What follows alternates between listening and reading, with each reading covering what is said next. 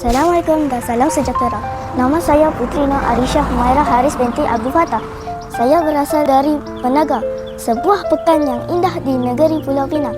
Di kampung halaman saya terdapat banyak tempat menarik yang boleh dikunjungi. Antaranya ialah Kampung Agong. Tempat ini terkenal dengan pemandangan sawah padi yang luas, rumah kampung tradisional serta pelbagai tempat bergambar yang unik. Suasana di sini sangat tenang dan nyaman sehingga ramai pelancong datang untuk merasai kehidupan kampung yang damai. Selain itu, terdapat juga Pantai Robina yang sangat indah. Pengunjung boleh menikmati angin laut yang segar sambil melihat pemandangan matahari terbenam yang sungguh mempesonakan.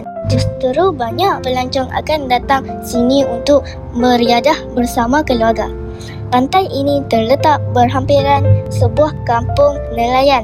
Setiap hari para nelayan akan turun ke laut untuk menangkap ikan sebagai sumber rezeki mereka.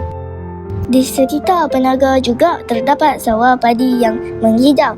Apabila angin bertiup, sawah padi kelihatan seperti ombak hijau yang bergoyang perlahan, memberikan pemandangan yang sangat menenangkan. Pada pendapat saya, Malaysia ialah sebuah negara yang penuh dengan keindahan alam, budaya yang unik dan masyarakat yang hidup dalam perpaduan. Saya sangat bangga menjadi rakyat Malaysia.